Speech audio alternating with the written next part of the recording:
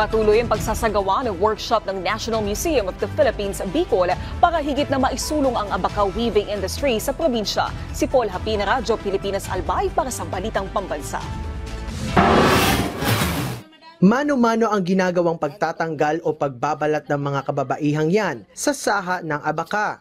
Ang mga makukuhang hibla rito ay gagamitin naman nila para sa paghahabol o paghahabi. Bahagi yan ng 2 araw na abaka processing and weaving workshop ng National Museum of the Philippines Bicol at ng Philippine Fiber Industry Development Authority ngayong National Women's Month. We have our master artisans from Malilipot, Albay. So sila po yung magtuturo ng abaka weaving and then pag-extract ng abaka fiber. Locally, ang apod dyan, paghagot.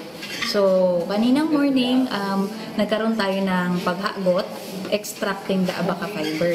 Libre ang 2 araw na lecture, demonstration at workshop na ito sa 20 kababaihan mula sa Sorsogon Province. Layunin din ng museo na isulong ang kamalayan ng publiko tungkol sa kultura ng abaka at ang mahalagang papel na ginagampanan nito sa mga Bicolano. Ikinalulugod naman ng PhilFIDA ang ganitong programa ng National Museum. Hinihikayat nito ang magsasaka na patuloy na magtanim ng abaka, lalo't top producer nito ang Bicol Region.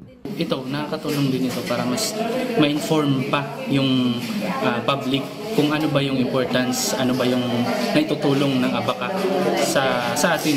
So dito sa Pilipinas at maging sa Philippine economy. Mula sa Radyo Pilipinas Albay, Paul Hapin para sa Balitang Pambansa.